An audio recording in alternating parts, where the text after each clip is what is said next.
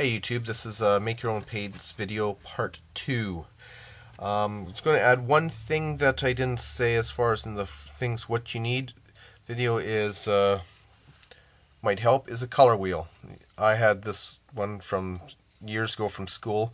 You could pick one of these up for a few dollars in an art store, or you can simply go online and just punch in color wheel, and there's usually enough information that you can find from Google or on Google, find enough sites with color wheel generators and stuff online that will definitely help. I'm going to start off today with, and I'm going to make a paint that's, the target's going to be somewhere kind of a deserty orange, like a dusty, a browny deserty orange. So what I'm going to do, I'm going to start off with adding my polymer base. I'm going to use about, I only need to make about half an ounce, or sorry, quarter ounce.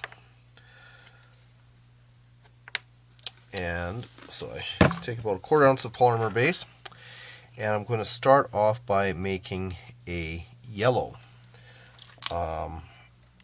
Get a good toothpick here.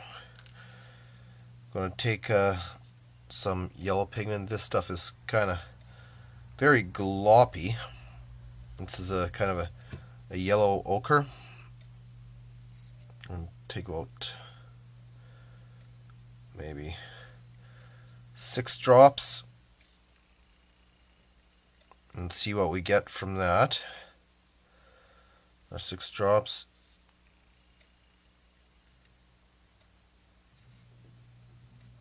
There, that should be enough. I'm just gonna start to mix it. This will just give me kind of a yellow ochre color.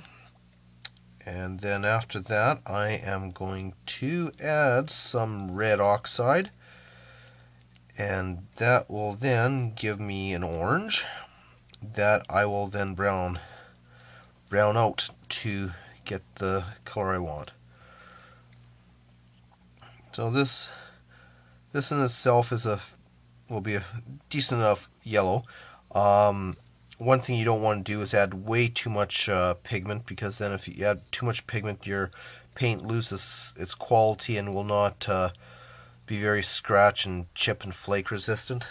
I don't know what the ratio would be, but I would imagine probably no more than 10 or 15% pigment with this base. I have mixed as high as 15% and not have any problems, but I don't think I would go any further than that. So anyways, I'm using kind of a rusty red for this, so I don't end up having to use too much brown. I'm going to start with 3 drops and see what that gets us.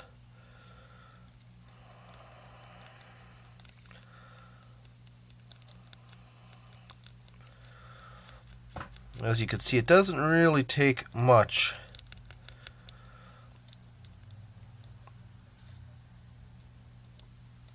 to get this kind of a blood orange. If I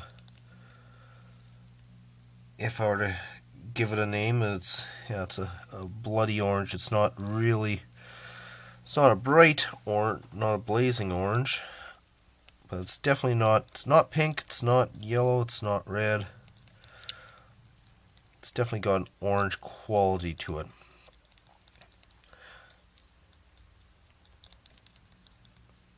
I'm satisfied with that.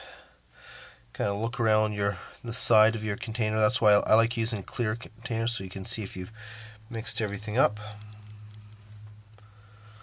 So there we go. And now I'm going to add a little bit of, you can use black, or I'm going to use raw umber. I'm just going to, one good drop to start,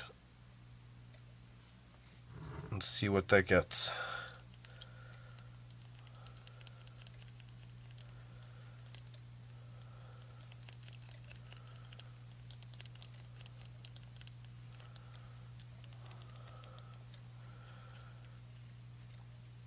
That kind of muddied the color out a bit.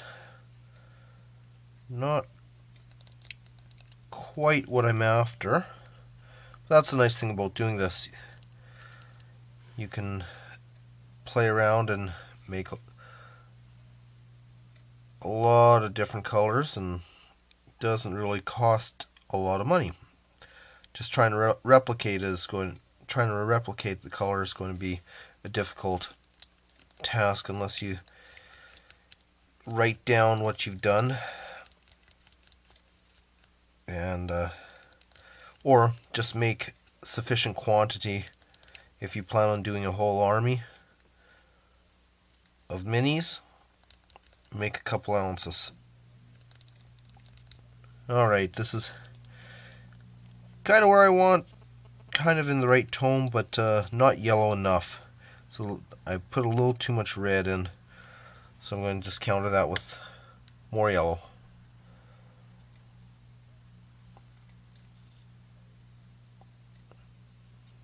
Oh, G-stringy.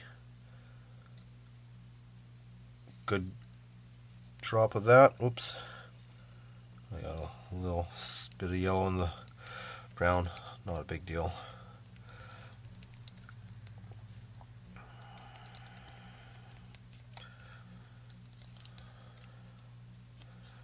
Anyways, this is kind of the color I was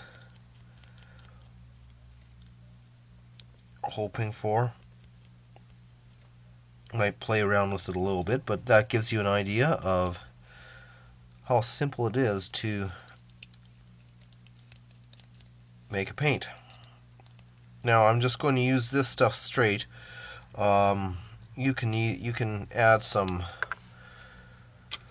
You can add a flow improver if you like, but I'm just going to test it out on this. Test the color out on this piece of sprue. Wet the brush.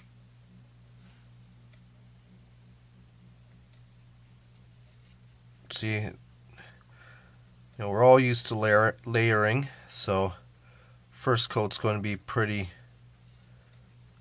light in color, but it's definitely going to have some good hide after the first coat.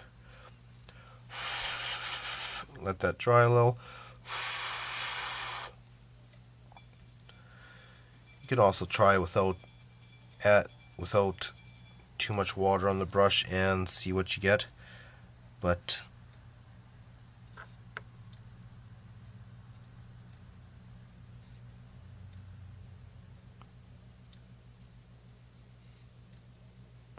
I'm figuring that's two reasonable coats. I would thin it out a little more, but that's, I don't know how well that's going to show. You're going to be able to see that, but that is 2 quick layers there over a black sprue using 2 very transparent colors, the red and the yellow. So even with these paints, I mean, you're not going to get away from layering, but you will be able to get some interesting colors that you may not otherwise be able to, and you'll also be able to do it for a lot less money. Anyways, I'm going to end it here and say thank you for watching, and subscribe if you haven't, and we'll see you again. Cheers.